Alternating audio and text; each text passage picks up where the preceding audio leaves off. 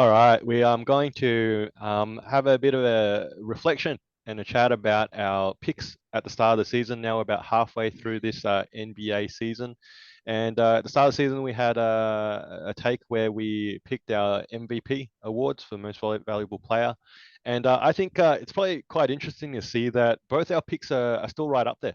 I think I know I picked Embiid and he had a bit of a slow start, but Philly are now rolling along. They're sort of just I think third or fourth at the moment in the East, and they've got an outside chance of really grabbing that top two spot. I think if they continue to stay healthy, that's the key. So look, I still feel good that Embiid, can grab the MVP, especially if they can grab that top two spot in the East there.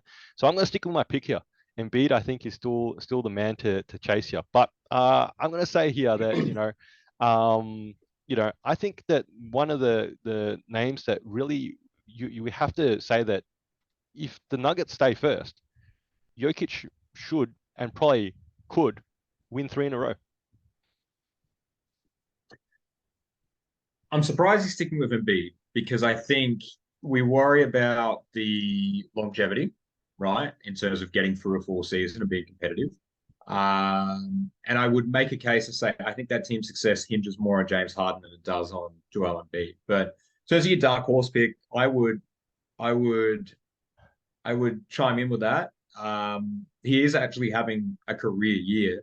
Um, his career averages are 20, 10, and 6.5, and he's actually averaging 24.9, 11, and 9.7, shooting 60%, 80% from free throw, and is responsible for 8.4 win shares. And not the sexiest player, and that's not stopped him from winning it two times in a row. The only thing that would stop him would be the narrative of winning it three times in a row, which I think people are starting to come around based in part because of that record that you said. But I'm not jumping ship from my first pick either. I'm sticking with Luka Doncic. Um, I think that they're very similar, Jokic and Doncic. The only difference is Jokic has a better team around him. Excuse me.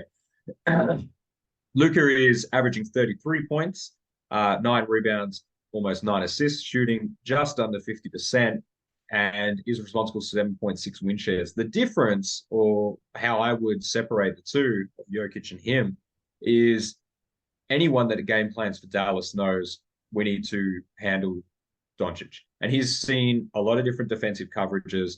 He's seen a lot of different game plans built around him. And he consistently, as evident by those stats, which are phenomenal stats, he's not struggling. He's not struggling to shoot efficiently. He's not struggling to get points on the board. He's not struggling to find his teammates. None of it, right? Jokic doesn't struggle with those things either, but he does have better players he's passing with. I think we've done this debate before, but flip the two around and who is doing better. And you could make a case and say the Nuggets would do better with Doncic than Dallas would do with Jokic, but not because of the individual players, but just based on the team makeup.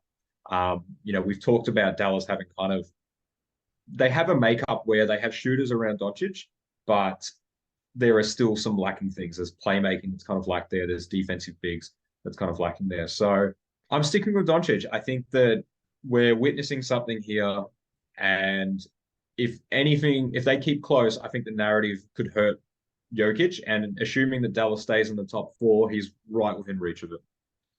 Look, no one can argue that Doncic should be an MVP candidate. I'm going to ask you a question. How many wins does Dallas need to make for him to be seriously considered? So that's the catch because they're 24 and 21 at the moment. They're pretty much just over 500, and I don't know. I don't know if they're going to get to 50 wins. Oh, that's a take in itself. Can't get to 50 wins. You They've think got to Mavs win are going 26 more games. They've got to win 26 more games out of how many remaining? 35, 40? roughly? Is that Well, roughly? Okay. they played what? They played 45 games. Right. So they've got to get to 82. So 37 games remain.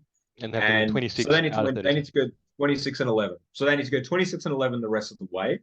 What I'll do is I'll go strength of schedule because that's quite important. Get out of here. Get out of here with that.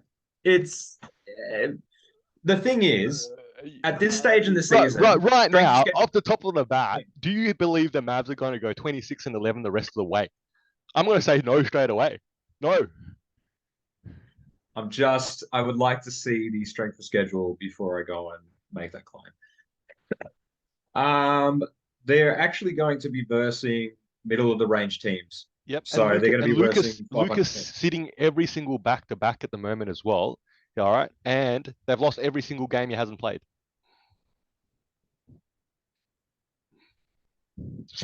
26. Okay. All right. All right. So here's where I don't think they'll get to I think they'll get to like 48. I think that's a safe bet. I think the West is really competitive this year. But in saying that, I think the Nuggets could still suffer from the exact same thing, right? They are one Michael Porter injury away, one rest management or injury of Jamal Murray away, or one slump of Aaron Gordon away from going back to that level of they get to 45, 50 wins, right? So I don't think there's a lot that separates them. Admittedly, though, that happens, that scenario happens, and they still continue to win. That cements Jokic's case further. So uh, it'll be interesting to see how that plays out. I think. I think we probably have picked the MVP in our dark horse, not in our actual picks. That's probably how it will play out. I think. I think in I'm not sure when the last time this happened, but I guess if Jokic won the MVP and had a co MVP winner with another candidate this year, it you could say it would be deserving because I think there's multiple players here depending on where their teams can end up on the roster. Look on the other side, we're not even talking about say Tatum, and Boston have the best record in the league right now. Okay, and again, there's players like that. But look, I think you know, I think there's a narrative there to finish first or second. I think that's got to be the key here. And if you're not finishing first or second, if you're not cracking that 50 win barrier, I just can't see it happening here. And obviously, and you mentioned, yeah, I just want to sort of point out, you're saying Embiid, or you're saying Harden is a greater winning factor for the Sixers than Embiid. I No, think, their team success hinges on him more than it does on Embiid. Embiid is going to do what he naturally does. He's now playing at a consistently MVP level. But he's also going to miss some games. So then it comes down to what can Harden do to supplement those games, but can he also play to a decent standard?